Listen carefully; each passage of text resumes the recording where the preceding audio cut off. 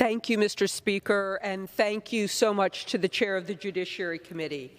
I am heartened that today we will vote to send this bill to the President's desk to guarantee justice for victims of child sex abuse. Experts estimate that more than 85% of child sex abuse goes unreported. Kids experiencing abuse face a variety of barriers to reporting. Often, they don't know how to recognize abuse. They don't know how to talk about their experiences, or they don't have a trusted adult they can contact. Even when survivors do report their abuse, their experiences often fail to reach the people in the justice system who can stop the predator. For all of these reasons, the process of disclosure of abuse can take decades. The average age of reporting child sex abuse is 52 years old. Tragically, statutes of limitations often prevent survivors who disclose their abuse as adults from getting their day in court.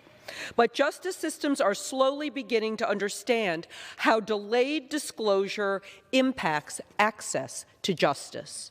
In the past 2 decades, 48 states and Washington, D.C. have amended child sex abuse laws to expand or eliminate statutes of limitations.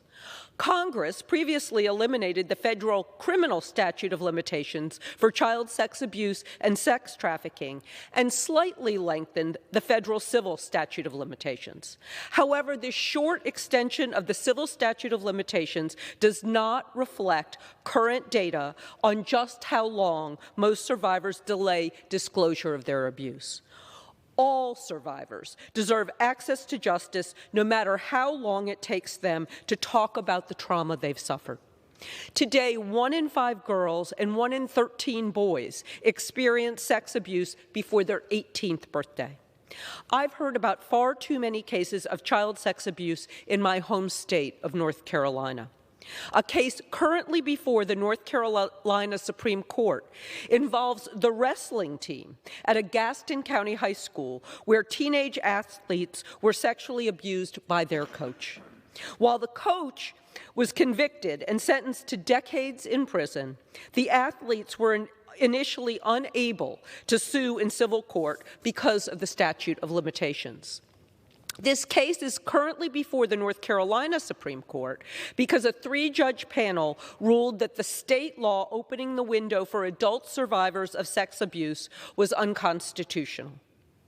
We cannot provide effective remedies to survivors while the federal civil statute of limitations remains in place. I want to thank my colleagues, Representative Swalwell, Representative Salazar, and Representative Reichenthal for leading this effort with me in the House, as well as Senator Durbin and Senator Blackburn for leading the bill in the Senate. I urge support of the bill, and I yield back.